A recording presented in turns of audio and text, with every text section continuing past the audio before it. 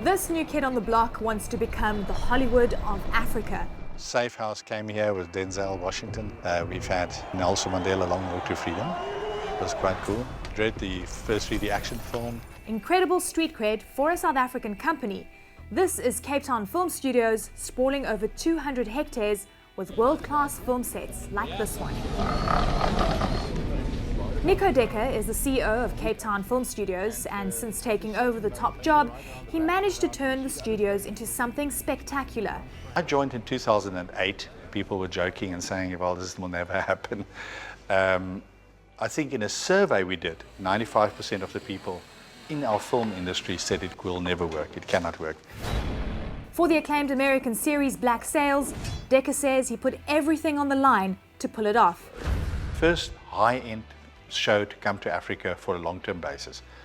Very risky. Will it work, you know? And then to create this world, Caribbean world of 1740, with real ships from that time that were built from scratch. Word got out the studios were world-class and affordable.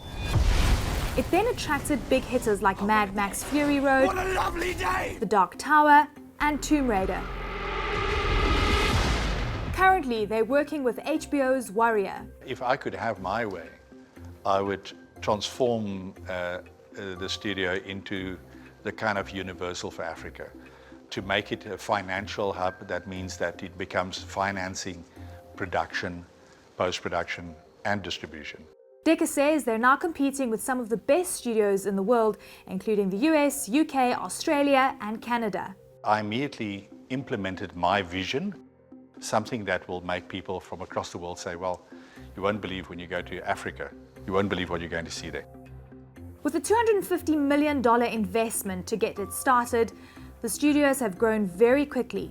But runaway growth always comes with its own challenges. My biggest fear is, of course, that you lose that traction and people move on to other places. And we actually you need to double or triple actually this space in order to keep that in mind.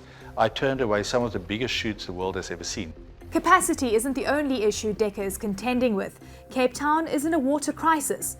There's fear the taps could soon run dry. Security is also top of mind. The political context, but also the economy. Security becomes a big thing. It just needs, God forbid, 1 or 2 incidences and it spreads like wildfire and people will say, well, you know, is it worth the risk? But there's been no sign of trouble so far. According to Dekker, these studios have employed 70,000 people over the last decade and doubled their profits every year. It seems Cape Town Film Studios is making waves in the film industry all the way from the tip of Africa.